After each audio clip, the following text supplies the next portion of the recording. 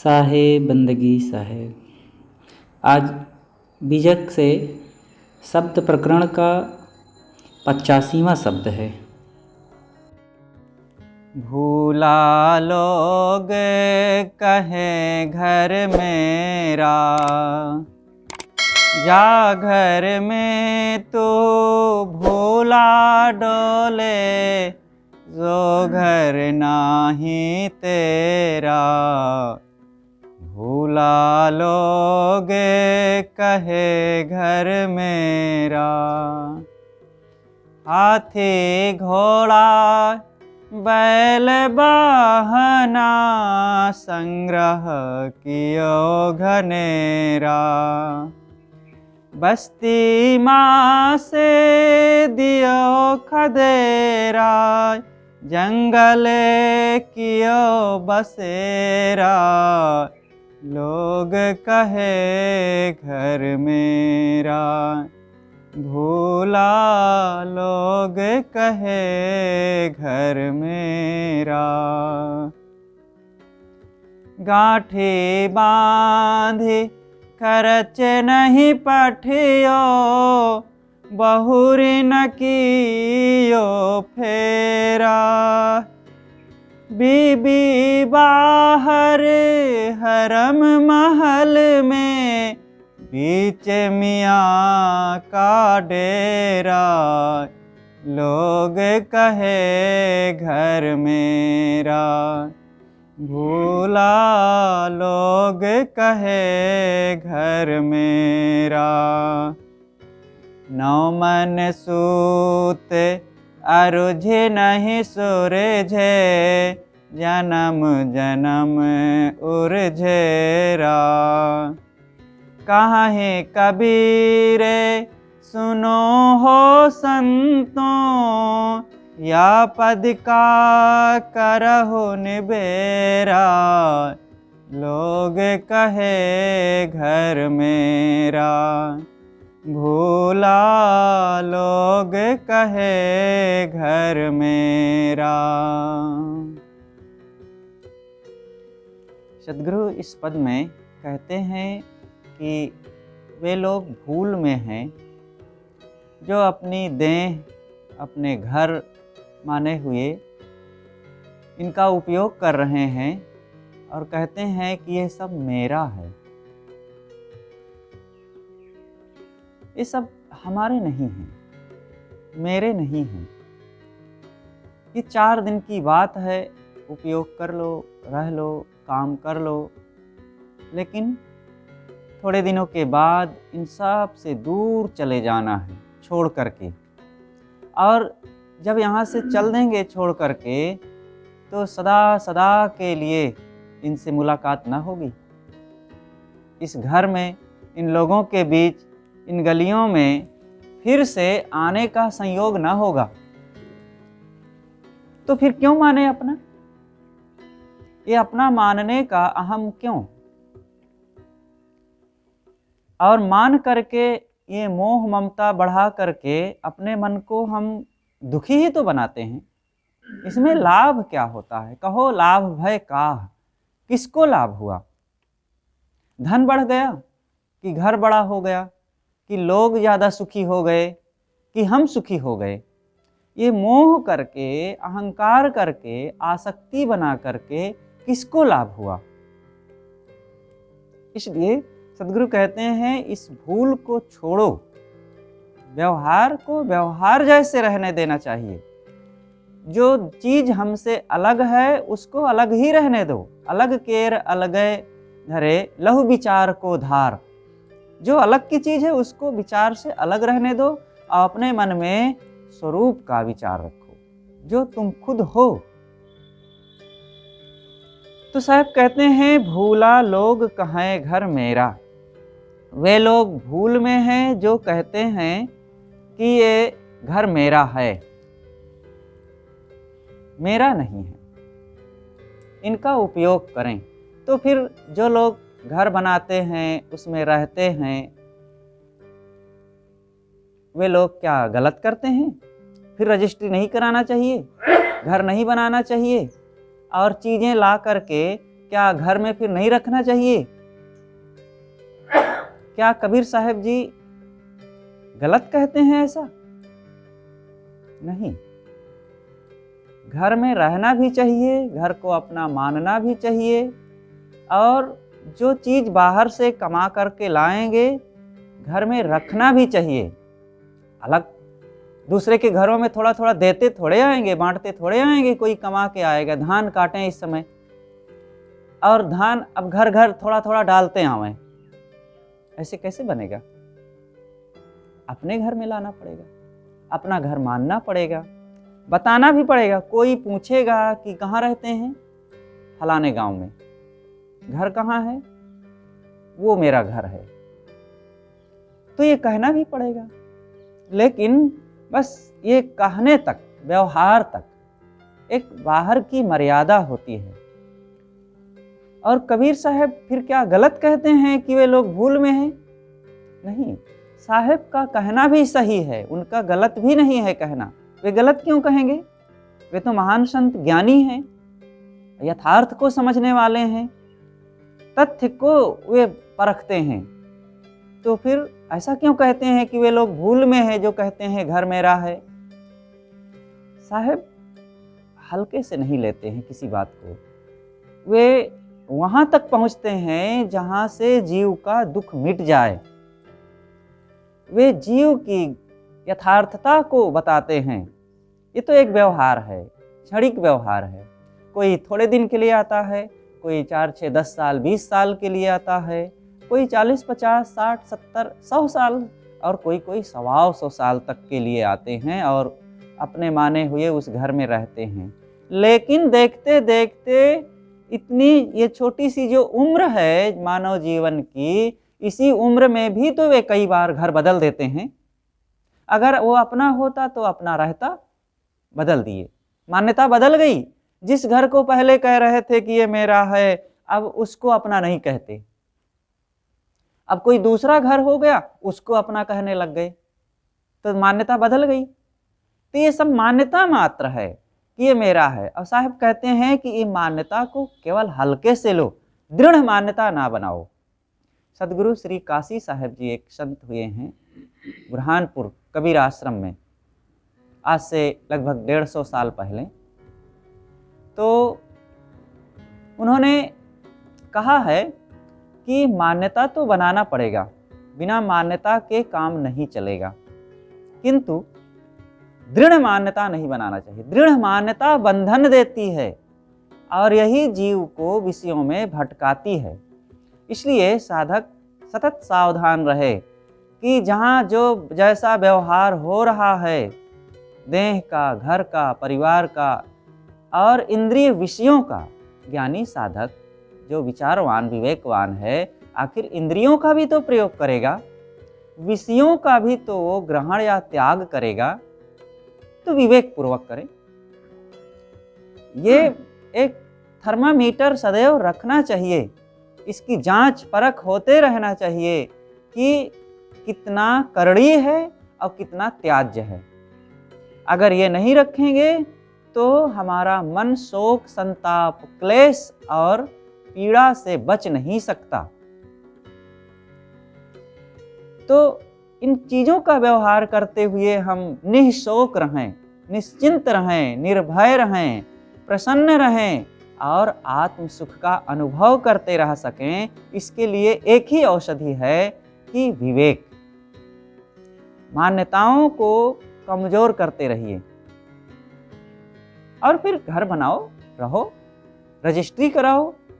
बिना रजिस्ट्री कराए आप किसी भी घर में रहने लग जाएंगे, काम नहीं बनेगा। कहेंगे नहीं मेरा कोई घर नहीं है, मैं मानता ही नहीं हूं अपना घर, और किसी भी घर में घुस जाएं तो क्या होगा?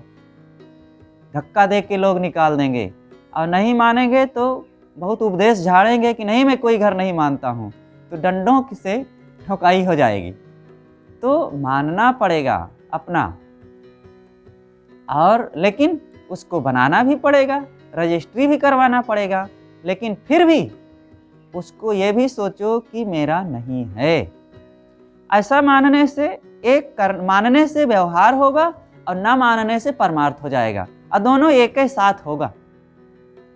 आप मानेंगे तो घर की व्यवस्था करेंगे, साफ सफाई करेंगे, घर में रहेंगे और लोग भी रह सकेंगे वहाँ, आपके पास अतिथि मेहमान लोग भी आ सकेंगे, तो ये एक व्यवहार होगा। उनकी सेवा भी कर सकेंगे, आपका सम्मान और शारीरिक जो सुविधाएं हैं वो बनी रह जाएंगी। और न मानने से परमार्थ होता रहेगा, साधना होगी, शांति मिलेगी, मन प्रसन्न रहेगा, बंधन नहीं बनेंगे। और जब यहाँ से हम जाने लगेंगे तो यहाँ हम नारियल फल की तरह चिपके नहीं रहेंगे, कच्चे नारियल की तरह, पके नारियल की तरह बने। दो प्रकार का नारियल होता है ना, एक सूखा नारियल और एक कच्चा नारियल। सूखा नारियल जब होता है तो है वो खोड़ल के अंदर, लेकिन अंदर में होते हुए भी अलग थलग, हिलाओ तो खड़खड़ खड़खड़ बजता है और फोड़ो तो तुरंत छटक गया, लगता है उसे कि ये मैं इसमें था ही नहीं, फोड़ते ही छटक गया, हो गया अलग, थोड़ा भी लगाव नहीं। ऐसे ज्ञानी पुरुष होते हैं सूखे नारियल की तरह, और वे रहते जरूर हैं घर में उन लोगों में, लेकिन जैसे शरीर फूटा और छटक गया, उसको पता भी नहीं रहा कि मैं इस घर में रहा हूँ। उसे मुक्त आत्मा कहते हैं, ज्ञानी पुरुष कहते हैं, आत्मलीन पुरुष कहते हैं। जैसे गाय के गले में बंधी हुई माला कब टूट करके गिर जाती है, गाय को पता ही नहीं चलता है। ऐसे ही यह शरीर ज्ञानी का वैसे ही छूट जाता है, ये माना हुआ घर परिवार वैसे ही छूट जाता है जैसे गाय के गले में बंधी हुई माला और सूखा नारियल का फल। लेकिन जो मोह मान्यता में फंसा हुआ है, जो मान रखा है कि ये मेरा घर, मेरी देह, मेरा परिवार, मेरे लोग, मेरी संपत्ति, ये मेरी मेरी मेरी करने वाले लोग वैसे ही चिपके रहते हैं और उनको दुख होता, तकलीफ होती है जैसे कच्चा नारियल। कच्चा नारियल को फोड़ो तो फूट जाएगा, लेकिन उसमें गरी उसकी नारियल जो है इतना चिपका हुआ है कि छोड़ना नहीं चाहता। लोग हंसिया का प्रयोग करेंगे, खुरपा का प्रयोग, चाकू का प्रयोग करेंगे, फिर भी नहीं निकलता है और खुरच खुरच के निकालना पड़ता है। वैसे मोही व्यक्ति अपने घर परिवार शरीर में इतना चिपका होता है कि फूटेगा तो है, उसका शरीर बचने वाला नहीं है, लेकिन घर छूट रहा, परिवार छूट रहा, हाय रे मेरे बेटे छूट रहे, पत्नी छूट रही और मेरी सुख सुविधाएं छूट रही और मैं इतना कमा कमा के जोड़ रखा हूँ, ये धन छूट रहा है, और चिपका रहेगा, छाती पेट लगाएगा, लेकिन रह नहीं जाएगा और चल देगा। तो वो बंधनों में, मोह में फंस करके वहीं पहुँचेगा जहाँ उसकी आसक्ति है, और फिर वही देह धर करके ऊंच नीच खानियों में कीट पतंग पशु पक्षी हो करके भटकेगा। इसलिए साहब कहते हैं संभलो, सावधान हो, चेतवा हो तो चेत ले, नहीं तो दिवस परत हैं धार। सावधान हो ना हो तो हो जाओ, दिन में ही डाका पड़ रहा है। मानव जीवन रूपी दिन के उजाले में ही यहाँ काम क्रोध लोभ मोह आसक्ति अहंकार रूपी डकैतों ने डाका डालने के लिए सोच रखा है। सावधान हो जाओ और बच लो उनसे। गुरु संतों और सत्संग स्वविवेक साधना का आधार ले करके, और नहीं तो लुट जाओगे, पिट जाओगे, बिक जाओगे। तो सदगुरु कहते हैं कि भूला लोग कहें घर मेरा, वे लोग भूल में हैं। भूलो मत, जगो, चेतो, सावधान हो। मान मान बंधन तर आवा, निज कर्तव्य में आप बंधावा। ज्यों सुवना ललनी गयो, कीट कुसियारी मांझ, तैसी गतिया जीव की भई दिवस ते सांझ। सदगुरु श्री पूर्ण साहिब जी हमारे पारक सिद्धांत में बुरहानपुर में हुए, उन्हीं से उस आश्रम की शुरुआत हुई। उन्होंने शुरुआत क्या किया, वहाँ रह करके तपस्या किए, साधना किए, लिखे ग्रंथ, शरीर छोड़ दिए, और उसके पश्चात उनकी जो संत परंपरा हुई, फिर वहाँ आश्रम बनाए। वे तो अपने जीवन में कुछ किए ही नहीं, आश्रम आश्रम बनाने की बातें नहीं आई। रह करके जा करके ये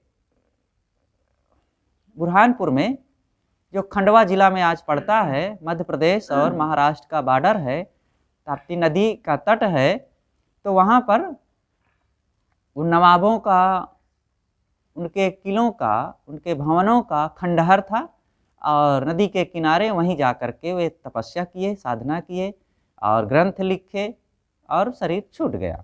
बीजक त्रिज्या उन्होंने लिखा और लिखने के बाद जैसे ही लिखना पूरा हुआ और थोड़े दिनों बाद उनका शरीर पूर्ण हो गया, प्रारब्ध यात्रा पूरी हो गई।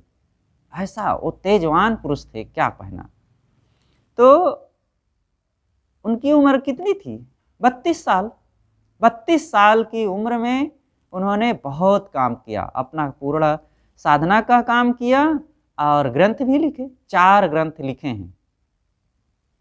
एक नाटक कोई है ग्रंथ, वो वैराग्य शतक और निर्णय सार और त्रिज्या, बीजक की टीका। तो इस प्रकार से ये 4 ग्रंथ बनाए और शरीर छोड़। उन्होंने ही निर्णय सार में कहा है कि मान मान बंधन तर आवा, निज कर्तव्य में आप बंधावा। लोग मान मान करके, मेरा मेरा कह करके बंधन बनाते हैं और अपने ही कर्मों में फंस जाते हैं। जैसे सुआ अपने से ही चरखी में, उस नलिका यंत्र में उड़ के गया और मिर्चा के लोभ में पड़ गया और चरखी घूम गई और पकड़ लिया। कोई उसे पकड़ने आया है क्या? कहाँ है कबीर, ललनी के सुवना तो ही कौने पकड़े हो। सदगुरु कबीर ने कहा है, ऐ मिर्चा खाने वाले ललनी के लोभी सुआ, तूने तो खुद अपने को पकड़ा रखा है, चरखी को पकड़ लिया है, चें चें कर रहा है और तुम्हें कौन दूसरा पकड़ा है? अब आता है बहेलिया, उसे अब पकड़ लिया। आया, खुद बैठा, चरखी घूम गई और पकड़ लिया कि अरे मैं गिर जाऊंगा। अब पकड़े लटका है और नीचे थाली में भरे हुए पानी में देखता है कि अपना ही प्रतिबिंब की अन्य तोते लटके हुए हैं, वहाँ पर फंसे हुए हैं, वो अपना भी लटक गया। सब लटके हैं तो मैं भी लटका रहूं। ऐसे ही मनुष्य देखता है कि अन्य सब बंधनों में पड़े हैं, अन्य सब लोभ मोह में पड़े हैं, अन्य सब आसक्ति में पड़े हैं, तो मुझे पढ़ने में क्या हर्जा है। ये देख देख कर, मान मान कर आदमी कैसे भटकता है। जा घर में तू भूला डोले, सो घर नाही तेरा।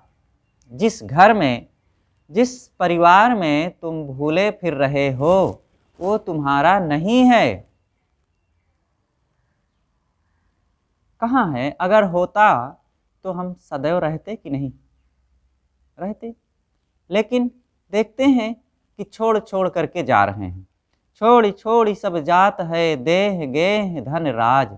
क्या करिए क्या जोड़िए, थोड़े जीवन काज। देह दे छोड़ी छोड़ी सब जात है, देह गेह धन राज। सदगुरु कबीर कहते हैं, क्या बहुत जोड़ गांठ रहे हो, बटोर बढ़ रहे हो, इकट्ठा कर रहे हो। क्या करिए क्या जोड़िए, थोड़े जीवन का, थोड़े दिन के जीवन का मामला है, तो जीवन निर्वाह के लिए थोड़ा सा करो, इकट्ठा करो, कमाओ, ठीक है। अब अंततः तो सब छोड़ छाड़ के चल देना है, तुम्हारा इनसे कोई मतलब नहीं रह जाएगा। आज पहली बार ये धन नहीं जोड़े हैं, पहले पूर्व पूर्व जन्मों में मनुष्य हुए तो खूब जोड़े थे, बड़ी बड़ी बिल्डिंग भी बनवाए थे, राजकाज भी कायम किए थे और रुपए पैसे इकट्ठा खूब किए, बैंकों में धर रखे, जमीन में भी गाड़ रखे थे। छोड़ करके चले आए, आज कुछ पता है कहाँ कहाँ हंडा गड़ा है। और जब कौवे थे तो रोटी छीन छीन करके बच्चों से ला करके खपड़ा में छिपाए थे, आज कहाँ छिपाए हो पता है। और उस कौवा को भी एक बार छिपा देता है, फिर पता नहीं रह जाता है कहाँ छिपाया हो, फिर उसे खाने होने को नहीं पाता है। और चूहा जब थे तो खेतों की बालियां काट काट करके धान गेहूं के और खूब छिपा करके रखे थे, और दूसरे लोग आए और खोद करके बाली धान गेहूं निकाल ले गए और बेवकूफ बन के रह गया चूहा। चींटियां जब हम थे तो खूब घास के दाने ही इकट्ठे करके रखे थे, अपने अपने बिलों में रखे थे ना, रखते हैं कि नहीं, देखे होंगे। अब वो कुछ नहीं काम ले पाती हैं, खा नहीं पाती हैं। ऐसे ही अन्य खानियों में और भी जहाँ जहाँ थे अपने ढंग से जोड़े, लेकिन कोई काम न आया। उन्हीं चींटियों, चूहों और कौवे की तरह आज हम भी जोड़ जोड़ के धर लें और छोड़ के चल देंगे। कैसा तमाशा है, कैसी भूल है। जरा सी भूल गफलत में झपट गठरी उठाते हैं। ये भूल और गफलत में पड़ करके हमारे मन की ये जो मोह माया है, क्रोध लोभ आसक्ति है, ये हमारी शांति साधना कल्याण रूपी गठरी को सब झपट लेते हैं और हम बिल्कुल कंगाल हो जाते हैं और माने रहते हैं कि बड़े धनी हैं। क्या धनी हो? सो घर नहीं तेरा, वो नहीं है तुम्हारा। हाथी घोड़ा बैल वाहना संग्रह कियो घनेरा। हाथी घोड़े और बैल इकट्ठा किए।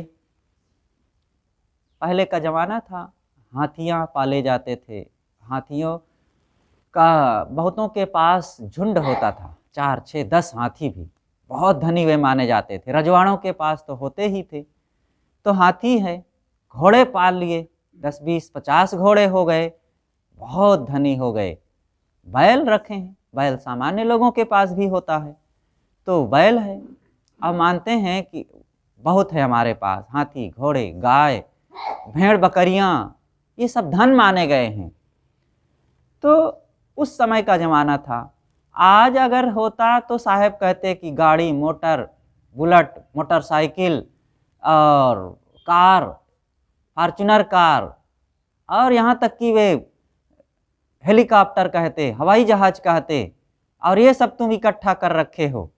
लेकिन मानो साहब ने कह दिया वाहना, एक शब्द कह दिए वाहना। वाहना माने वाहन, और वाहन में सब आ गए। हाथी घोड़े उनके पहले के वाहन थे, आज के गाड़ी मोटर वाहन है। तो वाहन कह देने से सब समय के सारे साधनों की गुंजाइश हो गई है। तो हाथी घोड़ा बैल वाहना संग्रह कियो घनेरा, तुमने खूब संग्रह कर रखा है, ये सब तुम्हारे काम आएंगे नहीं। 4 दिन की चांदनी और फिर अंधेरी रात, छोड़ छोड़ करके यहाँ से सबको चल देना है। कोई तुम्हारे साथ रहने वाला नहीं है। क्या इनका मोह करते हो? क्या तुम जोड़ करके रखे हो? अब क्या तुम्हारे साथ जाएगा? ये उपयोग की चीजें हैं, उपयोग कर लो, अहंकार ना करो इनका। एक संत थे, एक बार एक बगीचे में रास्ते के किनारे बैठे थे, ध्यान में बैठे थे। तो एक नवयुवक आया, घुड़सवार, और थोड़ा सा वो ज़्यादा ही कुछ अहमी स्वभाव का था। अपने धन घर ऐश्वर्य जवानी का बड़ा अहम था, और संतों के प्रति कोई श्रद्धा भाव नहीं उसके मन में हुआ करती थी। तो आते ही साधु से पूछा, संत से पूछा, ऐ साधु, बस्ती का रास्ता किधर है? तो संत को लगा कि बड़ा घमंडी है। उन्होंने शमशान का रास्ता बता दिया और गया आगे, देखा कि चारों तरफ शमशान, कब्रिस्तान, और वो बहुत नाराज हुआ। कैसा साधु है, हमें शमशान का रास्ता बता दिया, हमने बस्ती का पूछा। और लौटा और आया साधु के पास और खूब डांटा, तुमने क्या किया? और मैंने बस्ती का रास्ता पूछा, तुमने शमशान का रास्ता बता दिया।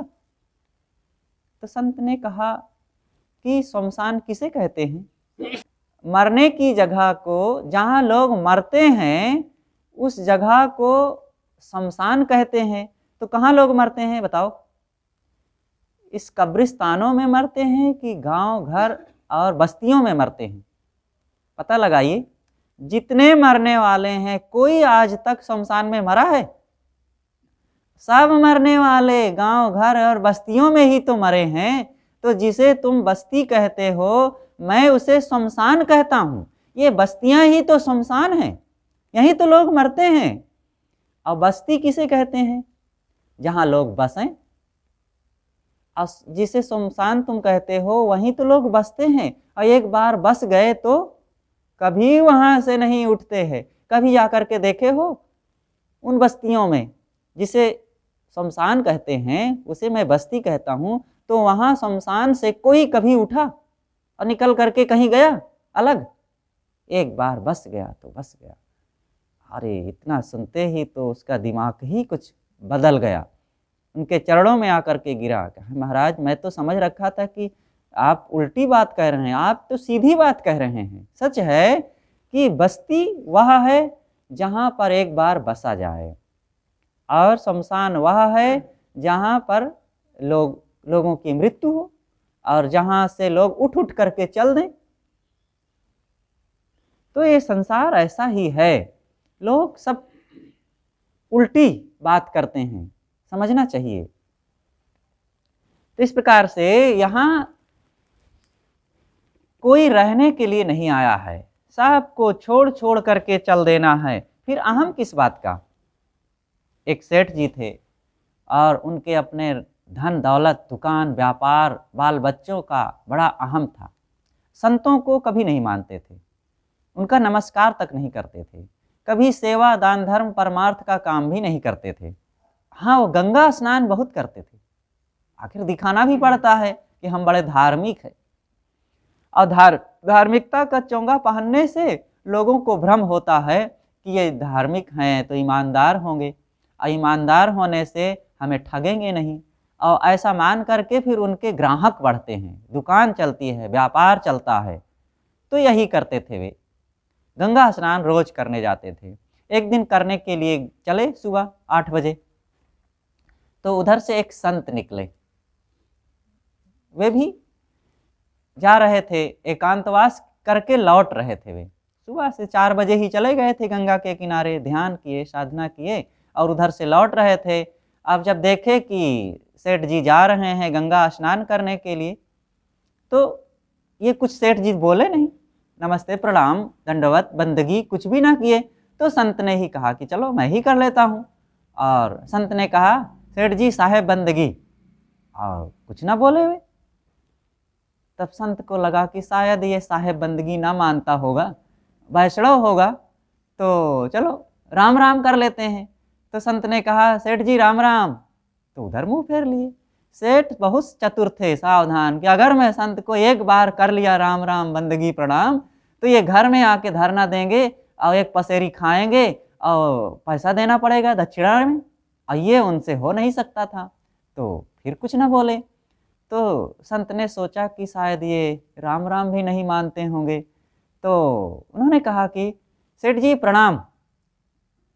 तो फिर सेठ जी मुंह घुमा लिए और कुछ ना बोले। तब संत को लगा कि बड़ा विचित्र आदमी है ये, सोचे कि चलो भौतिकवादी होगा, सेठ जी नमस्ते। तो लेकिन वो अभी कसम खाया था कि नहीं बोलूंगा तो नहीं बोलूंगा, नहीं तो आज फंसा तो फिर फंसा सदैव के लिए। तो सेठ जी कुछ ना बोले। अब संत को लगा कि ठीक है, अब इसको भी सबक सिखाना है। संत ने भी हट कर लिया कि आज मुझे इनको सिखाना है कुछ। सेठ जी चले गए गंगा स्नान करने के लिए, और महात्मा जी सेठ जी के घर में आकर के सेठ के भेष में ही बैठ गए और बच्चों से कह दिए कि बच्चों सावधान रहना। बच्चों ने पिताजी के आते ही देखे कि आज बड़ा जल्दी स्नान करके आ गए। तो संत ने कहा, जो अब सेठ जी के भेष में आए थे रहे, कहा बेटा आज मैं गंगा स्नान किया ही नहीं और लौट आया हूँ। कहा क्यों पिताजी? कहा मेरे भेष में एक बहुरूपिया घूम रहा था रास्ते में गंगा के किनारे, और मुझे लगा कि अगर मैं घर ना पहुँचा और ये पहुँच गया तो ये घर में जा कर के पता नहीं कौन सी गड़बड़ी कर दे और चीज़ उठा लाए और ठग ले और बच्चों को बहका दे, इसलिए मैं छोड़ ही दिया, आज गंगा स्नान किया नहीं। और सावधान रहना, वो आएगा ज़रूर अभी बहुरूपिया, और आएगा तो उसको धक्का दे करके घर से निकाल देना। तो बच्चों ने कहा पिताजी चिंता की कोई बात नहीं, हम लोगों के रहते कोई ऐसे आकर के ठग ले जाए। तो संत ने कहा कि हाँ ठीक है सावधान रहना। अब वो अपना घर में गए, दुकान में हिसाब किताब सब देखे, फिर विश्राम करने लग गए। कहा बेटा मैं थोड़ा विश्राम करता हूँ, और गए अंदर और सब बही खाता पढ़ लिए। और तब तक सेठ जी जो सही सेठ थे वे गंगा स्नान करके आ गए 1-2 घंटे में, और आते ही जैसे सहज वो घर में घुसने लगे, और बच्चे तो सावधान थे ही, और कहे बहु रुपया तू हमारे घर में घुस रहा है। कहा रे बेटा कैसे कह रहे हो? तो उन्होंने कहा कैसे कह रहे हैं, बिना पूछे दूसरे के घर में घुसना तुम्हें शर्म नहीं आती है? और निकाल दिए धक्का देकर। कहा बेटा तुम लोग मेरे बेटे हो, आज कैसे तुम्हारी मति बदल गई है? कहा बेटा बेटा कहते हो, अब मानोगे नहीं तभी डंडे से ठोकेंगे। तो अब वो क्या करे, परेशान। तो समझाना चाहा बेटा मेरा घर, तुम लोग मेरे बच्चे हो, आज कैसा ऐसे कह रहे हो? तब बच्चे ने एक डंडा पीछे से मारा और कहा तुम घुसना जबरदस्ती चाहते हो? अब परेशान सेठ। कहा लड़कों ने कहा हमारे पिताजी तो अंदर बैठे हैं और तुम यहाँ अपना मान करके घुसना चाहते हो और ठगना चाहते हो हमें। तुम्हारा ये धोखाधड़ी का काम चलेगा नहीं, और चुपचाप निकल जाओ नहीं तो हाथ पैर ठीक कर देंगे। अब बेचारा परेशान, अब क्या करके भटक रहा है। तो राजा के पास गया कि भाई ऐसे तो काम बनेगा नहीं, राजा से न्याय करवाना होगा। और राजा के पास गया और कहा कि मेरे भेष में एक बहुरूपिया घर में चला गया, वो मेरे बच्चों को बदल दिया है और बच्चे उसी को पिता मान रहे हैं और मुझे घर में आने नहीं देते हैं, आप मेरा न्याय कीजिए। और राजा भी चकित हो गया, ये कैसी बात हो गई, एक घर के दो पिता और उसमें भी बच्चों को, इनको कंफ्यूज है। कहते ये कहता मैं पिता हूँ, वो कहता मैं पिता हूँ, ये कहता है मेरा घर है, वो कहे मेरा घर, ऐसा कैसे हो सकता है? तो बुलाया गया। तो ये गए संत जो साधु के सेठ के भेष में थे। और जब गए तो दोनों एक रूप रंग के, दोनों एक ही समान कपड़े, एक ही जैसे बोल रहे हैं। तो राजा को समझ में ना आया। तब जो संत थे उन्होंने कहा कि देखिए राजा साहब, आपको समझ में नहीं आएगा क्योंकि ये बहुरूपिया है ना, और हमारे सरीखे ये बना रखा है अपना भेष, तो इसको आप पहचान नहीं पाएंगे। मैं बताता हूँ, हमारे 3 लड़के हैं, हमारा व्यापार है, हमारा घर है, हमने लड़कों की शादी किया है, तीनों लड़कों की। और ये जवानी बता दे, मैं जवानी बता दूं कि शादी करने में पहले लड़के में कितना खर्चा हुआ, दूसरे में कितना खर्चा हुआ, तीसरे में कितना दहेज दिया गया, ये बता दे, मैं बता दूं। तो जो असली सेठ था, कहा वो सब कागज में लिखा है, कॉपी बही में, और अब देखूंगा तो बताऊंगा। कहा वाह, जो किया है उसको याद नहीं रहेगा। और ये जो बने संत थे, बने सेठ थे, इन्होंने खटाखट सब बता दिया। बड़े लड़के में इतना खर्चा लगा, ये हमने दहेज दिया था, मझले में इतना और छोटे में इतना। तब राजा को लगा कि ये तो बता दिया है और यही तो सही होगा। दुकान का हिसाब किताब, पिछले साल का कहाँ लेन देन हुआ था, कितना ओवर टर्न हुआ था, ये बता दे, मैं बता दूं। तो कहा कि सब लिखा है, ये सब याद थोड़े रहता है। और जो बने हुए सेठ रहे वो खट से सब बता दिए। तो अब राजा को विश्वास हो गया कि यही सच्चा सेठ है। और जो महात्मा जी थे बने हुए सेठ, इनको कह दिए कि ये सच्चा है, यही तुम्हारा घर है, जाओ घर में अपने रहो। और इनको डांट फटकार करके खदेड़वा दिए कि तुम धोखा दे रहे हो, बदमाश कहीं के, भागो यहाँ से, अब उस घर में घुसना नहीं, नहीं तो सीधा जेल में बंद करूँगा। अब वो बेचारा अनाथ, परेशान, दुखी, रोते हुए वहाँ से जो पहना था एठो कपड़ा, वही ले करके चल पड़ा। वही गंगा के किनारे जा कर के घूम रहे हैं, पेड़ों के नीचे सो लेते हैं, रोते हैं। अब कहाँ जाऊँ, कौन अपने घर में रखे, परेशान। कई दिन बीत गए। अब संत को लगा कि अब उनका दिमाग थोड़ा होश पैतरे हो गया होगा। तो गए संत के भेष में। अब की बार संत को देख करके तो सेठ दूर से उनके चरणों में दौड़ा और गिर पड़ा, माथा रख दिया और कहा महाराज दंडवत प्रणाम। तो कहें आज क्या हो गया सेठ जी, उस दिन तो मैंने प्रणाम भी किया, दंडवत भी किया, साहेब बंदगी भी, नमस्ते भी किया, तो मुंह फेर लिए थे, आज क्या हो गया तुमको? कहें महाराज कृपा करो, बचाओ, मैं बहुत दुखी हूँ। क्या हुआ? कहा अरे मेरे भेष में कोई एक व्यक्ति आकर के मेरे घर में रह रहा है और मेरे बच्चों को भी वो बहका दिया है, अब मेरे बच्चे मुझे ही निकाल दिए हैं घर से और उसी को अपना बाप मान रहे हैं। तो कहें ऐसा कौन होगा, तुमको तो बहुत अहंकार था ना, अपने घर का, धन का, बाल बच्चों का, व्यापार का, शरीर का। और उस समय मैं राम राम किया था, नमस्ते किया था, तुम मुंह फेर लिए थे, बोले तक नहीं। कहे महाराज बड़ी भूल में था। कहे अब तो समझ में आ रहा है ना कि तुम जिसका अहंकार कर रहे थे वे तुम्हारे कितने हैं, वो धन तुम्हारे कितना काम आ रहा है, वो बाल बच्चे तुम्हारे कितनी सेवा कर रहे हैं। कहे महाराज जान गया, समझ गया, ये संसार कैसे धोखे से और सब ये छल कपट से भरा हुआ है, कोई किसी का नहीं है। कहे ठीक है, मैं ही था तुम्हारे भेष में, कोई दूसरा नहीं था। और तुम्हारे अहंकार को मैंने ज्ञान में बदलने के लिए किया था। आज के बाद सावधान रहना और बहुत अहंकार न करना, धर्म परमार्थ में मन को लगाना, सेवा सत्संग में खर्चा करना अपने धन और समय को, और जाओ अपने घर में। और गया, अब गया तो बच्चे तो अपने पिता से रहना था, तो अब पिता को पाए तो पिता के पास रहने लग गए। उनको पता ही नहीं कि बीच में फेर बदल हो गया था।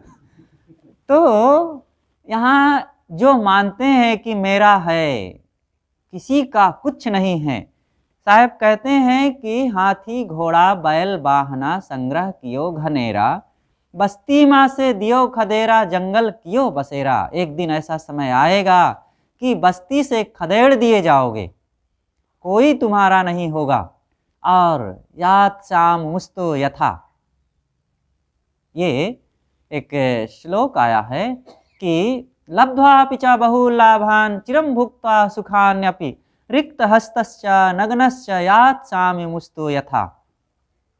बहुत लाभ कमाए, लब्ध्वापि च बहुलाभान, बहुत लाभ प्राप्त किए, घर का, धन का, रुपए का, पैसे का, जमीन का, परिवार का और मान बड़ाई का, प्रभाव का, बहुत लाभ कमाए और बड़े शानो शौकत से चलते थे, हमारे ये है, हमारे वो है। लेकिन चिरं भुक्त्वा सुखान्यपि, साथ साथ चिरकाल तक इन प्राणी पदार्थों के भोगों का सुख भी भोगे। अंततः हुआ क्या, रिक्त हस्तश्च, खाली हाथ, नग्नश्च, नंगे बदन, यात श्यामि मुस्तो यथा, यहाँ से वैसे ही खदेड़ दिए जाते हैं जैसे रास्ते में मुसितो यथा, चोर पथिक को लूट लेता है, वैसे ही यहाँ से लोगों को अंतिम में लूट करके उसके धन, घर, परिवार, यहाँ तक कि उसके पहने हुए कपड़े को भी उतार लिया जाता है और एकदम थर्ड क्लास का कपड़ा कफन के रूप में लपेट दिया जाता है और जाकर के दफना दिया जाता है, आग में जला दिया जाता है। ये दशा होनी है। उस दिन को क्यों भूल रहे हो? जा दिन लई चलो सब लोग करेंगे, ले चलो भैया, वा दिन की कछु सुधि करो मनमा, जा दिन लई चलो होई। साहब का एक भजन है कि लोग कहेंगे कि अरे भाई चलो, ले चलो, मिट्टी पड़ी है, कोई नहीं कहेगा कि पिताजी पड़े हैं, माँ लेटी है, भैया बैठे हैं या पौड़े हैं। साहब कहेंगे मिट्टी पड़ी है, मिट्टी पड़ी है। इस मिट्टी के दिन को तुम भूल गए, और ये मिट्टी को पा करके इतना अहम। साहब कहते हैं कि जाघर में तू भूला डोले, सो घर नाही तेरा। सेठ जी के कितने हुए थे? 3 तो बेटे थे और कोई साथ ना दिया, किसी का कोई साथ नहीं देता है। अंतिम में महाराज श्री दशरथ जी, उनके कितने?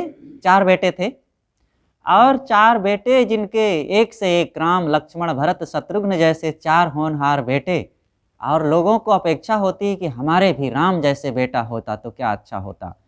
और 4 बेटे थे और बेटों की कोई कमी नहीं थी, लेकिन जब अपने ही कर्मों का पासा बदलता है और प्रारब्ध बदलता पलटता है, तब 4 में से कोई साथ नहीं होता। और अंतिम में जब प्राण निकलने लगे तो दशरथ के बेटे कौन थे पास में?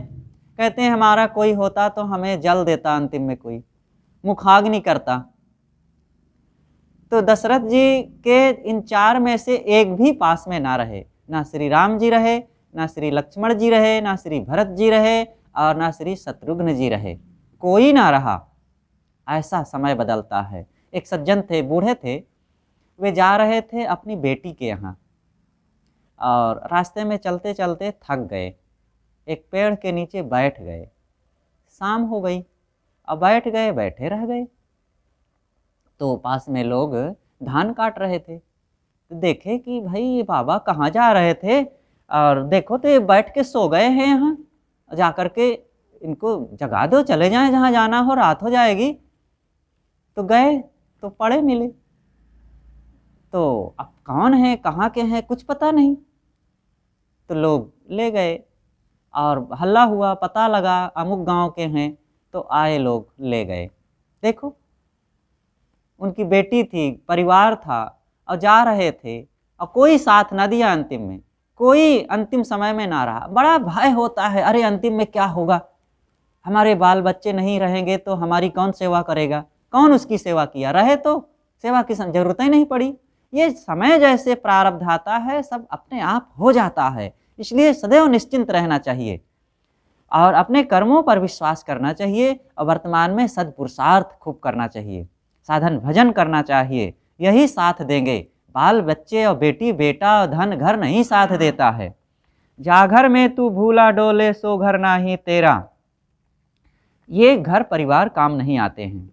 ध्यान रखें कि ये सब तुम्हारे यहीं रह जाएंगे। एक सेठ जी थे, बहुत सुंदर मकान बनवाए और उस मकान का नाम रखे चंद्र भवन। थोड़े दिन रहे उसमें और बीमार हुए। ये सच्ची घटना है, गोंडा जिला की। तो बीमार हुए और लोग ले जाने लगे हॉस्पिटल, गाड़ी में लादे, और अपने भवन को जैसे ही गाड़ी में लादे दरवाजे पर पहुँचे तो भवन को देख करके कहें आज से चंद्र भवन मेरा छूट रहा है। उनको लग गया था कि अब शायद लौट करके नहीं आ पाऊँगा, तो वो कहे पश्चाताप करते हुए आज के बाद ये मेरा चंद्र भवन अब देखने को नहीं मिलेगा। सबका चंद्र भवन ऐसे ही होता है, बड़े शानो शौकत से राजभवन जैसे बनाए थे। वो बड़े रियासतदार आदमी थे, तो चंद्र भवन रखे थे उस भवन का नाम।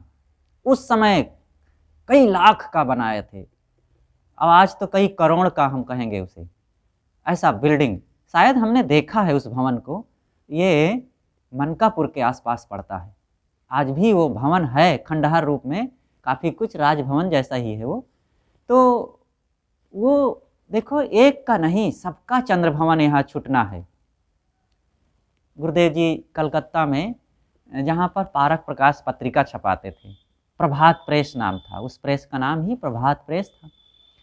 तो वहाँ पर करीब करीब बहुत दिनों तक पत्रिका छपी। जो प्रेस का मालिक था वो दिल्ली का था, लेकिन प्रेस चलाता था कलकत्ता में। तो उन्होंने अपने बेटे के लिए एक नया मकान बनवाया, भव्य भवन। तो भवन बना और उसमें अभी गृह भोज हो चुका था और सभी मेहमान वापस नहीं गए थे और कुत्ते कौवे अभी पत्तल चाट ही रहे थे कि दूसरे या तीसरे दिन बेटे को पेट में पीड़ा हुई और नौजवान होनहार बेटा अभी 27 साल का था, शादी नहीं हुई थी, उसका शरीर छूट गया।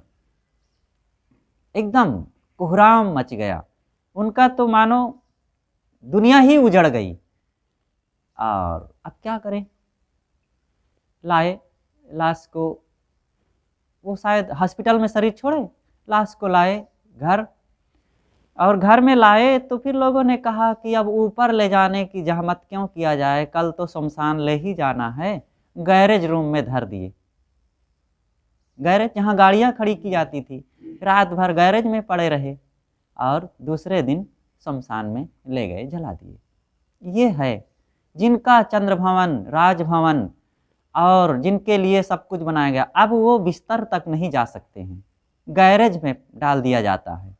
इसलिए साहब का जो कहना है कि भूले हैं वे लोग, गलत बात नहीं है, असत्य नहीं है कि जो मान रहे हैं हम, वो मानना हम छोड़ें।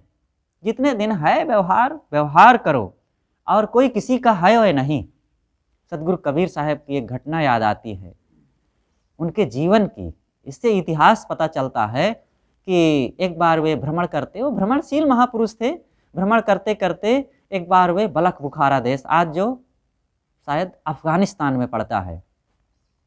तो वहाँ पहुँचे और राजभवन के दरवाजे पर पहुँचे तो संतरी बैठा हुआ था। संतरी से कहे कि देखो भाई, आज इस धर्मशाला में हम विश्राम करना चाहते हैं और हमें जाने दो। तो उन्होंने कहा, महाराज ये धर्मशाला नहीं है, ये राजभवन है, राजभवन। आप कहीं और जाइए, किसी धर्मशाला में विश्राम कीजिए। तो साहब अनसुनी कर दिए और फिर कहे कि आज हम इसी धर्मशाला में विश्राम करना चाहते हैं, कल उठ करके चले जाएंगे आगे, हमको जाने दो। तो उसने कहा, महाराज आप सुने नहीं मेरी बात, ये धर्मशाला नहीं, ये राजभवन है, यहाँ राजा रहते हैं। तो साहब और बहरे बन गए और फिर जोर से कहे, भाई आज हमको यहीं रहना है, इस धर्मशाला में हमें जाने दो। तो वो भी जोर से कहे महाराज सुनते नहीं, ये धर्मशाला नहीं है, ये राजभवन है, यहाँ राजा रहते हैं। तब संत ने पूछा, सदगुरु कबीर ने पूछा कि अच्छा तो ये बताओ कि यहाँ कौन रहता है? कहे राजा रहते हैं। कहे इसके पहले कौन रहता था? कहे राजा के पिताजी रहते थे। कहे उनके पहले कौन रहता था? कहे उनके पिता रहते थे। अच्छा ऐसी बात है। अच्छा तो एक बात और बताओ कि राजा के बाद कौन रहेगा? कहे राजकुमार, जो आज राजा के बेटे हैं वो राजकुमार, वे रहेंगे। कहे उनके बाद कौन रहेगा? कहे उनका बेटा रहेगा। उनके बाद कहे उनका बेटा रहेगा। कहे अरे भोले, यही तो धर्मशाला है जहाँ सदा एक समय एक साथ कोई व्यक्ति ना रह सके, एक आवे और एक जाए और बदलते रहें, उसे ही तो धर्मशाला कहते हैं। इतनी बात ऊपर छत पर शाम का समय था। घूमता हुआ राजा ने सुना और समझ गया कि ये कोई साधारण साधु नहीं है, साधारण फकीर नहीं है, ये बहुत पहुँचे हुए हैं। और वो आया, नीचे उतरा और उनके चरणों में गिरा, स्वागत सम्मान के साथ ले गया, सेवा किया और शाम को खूब सत्संग हुआ और वो उनसे दीक्षा लिए, कई दिन रखे, खूब सेवा सत्संग का काम होता रहा। और फिर अंततः राजा उनके चरणों में लग करके कहा कि महाराज अब मैं हो गया राजकाज का काम, अब आप अपने चरणों में मुझे लगाइए। और वो साधु हो गए। इतना समझदार, देखिए ऐसे संतों की चेताने की शैली थी। और वही राजा फिर जब साधु हो गया तो बड़ी फकीरी से रहा और सदगुरु कबीर ने उन्हीं के नाम से फिर भजन बनाया कि सुल्ताना बलक बुखारे दा, शाही तज कर लिया फकीरी, अल्लाह नाम प्यारे दा, सुल्ताना बलक बुखारे दा। तब तो खाते लुकमा उदमा मिश्री कंद छुहारे दा, अब तो रूखा सूखा टोका खाते सांझ सकारे दा। लंबा भजन है।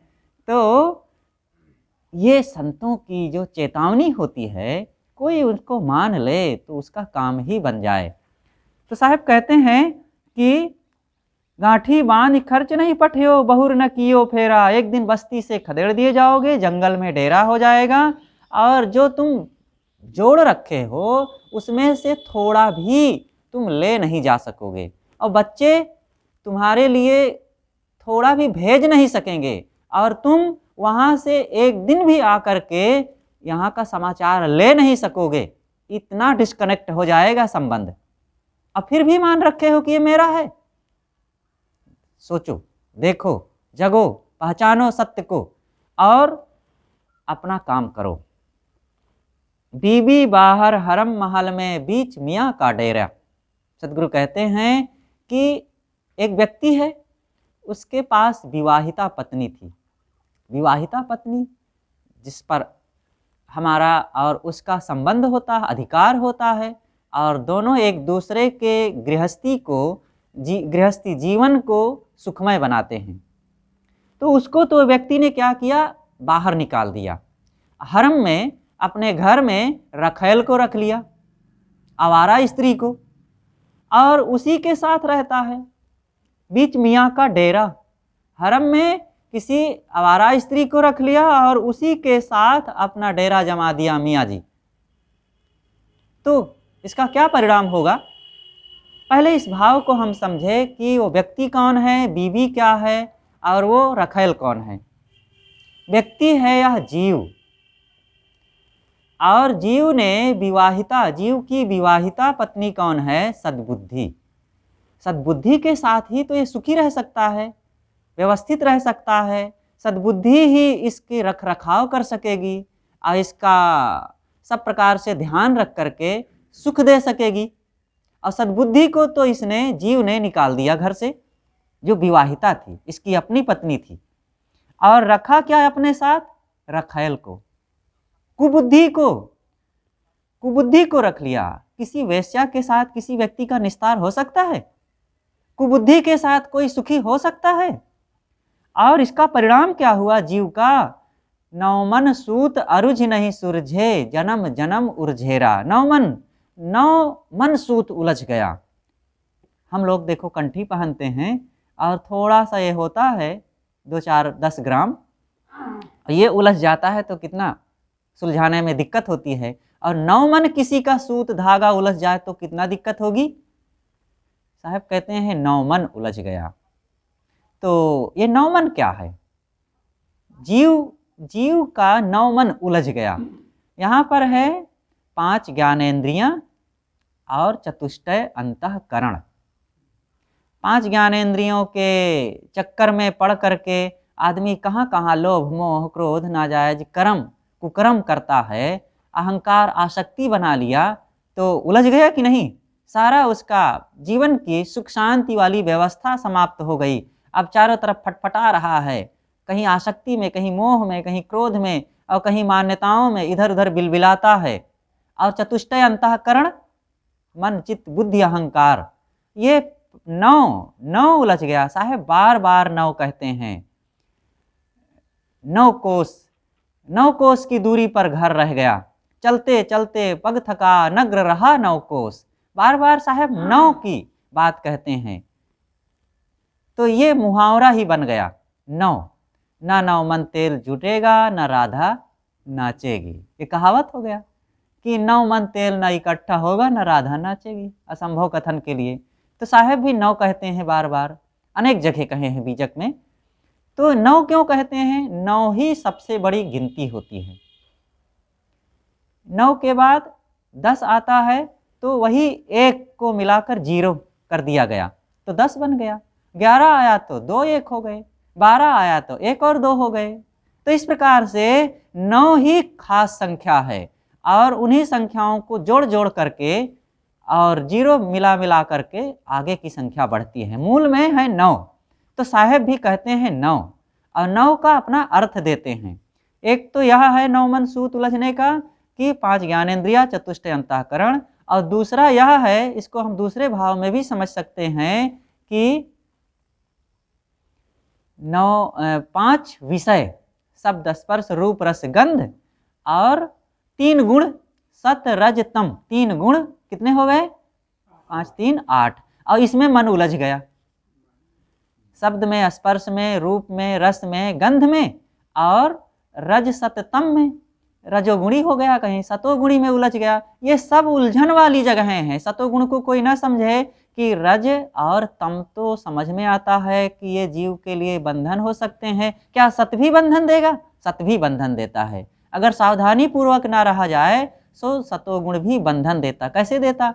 बहुत दान के चक्कर में पड़ गए, बहुत सेवा में पड़ गए, और कहते हैं कि नहीं हम अब सत्संग सुनेंगे, और उस समय सेवा का समय है। हम ध्यान करेंगे, और उस समय अध्ययन का, सेवा का, संत गुरुजनों के पास बैठने का, या और भी कुछ काम करने का है। दान धर्म परोपकार और दीन दुखियों की सेवा के चक्कर में पड़ गए, उलझ गए, और ना साधना हो पाई, ना सेवा ही हो पाई। तो ये सतोगुण भी व्यक्ति को उलझाता है। तो हर चीज़ विवेक पूर्वक होना चाहिए। तो सदगुरु कहते हैं 9 मन सूत अरुझ नहीं सुरझे, जन्म जन्म उर्झेरा। जन्मों जन्मों से हम इसी उलझन में पड़े रह गए। अब आगे क्या कहते हैं? कहें कबीर सुनो हो संतो, यह पद का करहु निबेरा। सदगुरु कबीर कहते हैं ये वचन तो उनकी मोहर है, ये उनकी मोहर तो लगना ही चाहिए। किसी भी पद के वचन के अंतिम में ये मोहर होना ही चाहिए। और साहब इस बात पर बहुत कुशल हैं, और एक ही महापुरुष संसार में हुआ है ऐसा संत जो इस ढंग से ललकार करके कहाँ कबीर। अन्य लोग तो लिखते हैं या और किसी ढंग से, साहब लिखने नहीं, वो तो कहते हैं कि मैं कहता हूँ हजार के बाजार में, चौराहों पर, लोगों की भीड़ में। और साहब जो लिखने से ज़्यादा कहना ज़्यादा प्रामाणिक होता है, जोरदार होता है। ये तो अपना भी अनुभव है। लिखता है कोई व्यक्ति कमरे में बैठ करके और कहता है लोगों के बीच में, उनकी आवश्यकताओं के अनुसार, उनकी ज़रूरतों के अनुसार विचार करके, सोच करके वो बोलता है। तो कहना ज़्यादा जीवंत होता है, और साहब ने कहा ही है ज़्यादा। लिखने की कोई बात ही नहीं। वो कहते हैं कि मसी कागज़ छुओ नहीं, कलम गहो नहीं हाथ। मैं कोई बात कहने के लिए न कागज़ छूता हूँ, न कलम छूता हूँ, न कलम पकड़ता हूँ, दावात छूता हूँ। तो इस प्रकार साहब कहते हैं कि कहें कबीर सुनो हो संतों, हे संतों सुनो। अब यहाँ पर यह भी भाव कह सकते हैं कि संत तो जानते हैं, अब तुम सुन लो फिर से बस, और उसका मनन कर लो और सावधान रहो। और दूसरों के लिए कहते हैं, कहें कबीर सुनो भाई साधो, हे भाई सुनो और साधो अपने जीवन में, जागो। यह पद का करो निबेरा। यह पद का मतलब इतना स्थूल अर्थ नहीं देते हैं कि ये जो 8 पंक्तियों का पद है इसका अर्थ समझो, निर्वैरा करो। यहाँ का भाव है कि ये मानव जीवन का पद, इसमें जो मैंने कहा है उसके भाव वचन को जीवन में चरितार्थ करो। और फिर यह पद, आज जो साधना भजन का अवसर मिला हुआ है, स्वरूप स्थिति का पद, इसको प्राप्त करो, इसका निर्वाह करो और इसमें ठहरो, तो तुम्हारा कल्याण होगा, तुम्हारा निर्माण होगा और तुम्हारे जन्मों जन्मों का हिसाब किताब हो जाएगा। तो इस प्रकार इस पद में साहब ने बहुत गहन, गंभीर और व्यवहारिक, साथ साथ सरल उदाहरणों के साथ बहुत अच्छे विचार दिए हैं, और सब साधकों को मनन करना चाहिए। तो साहब कहते हैं, भूला लोग कहें घर मेरा।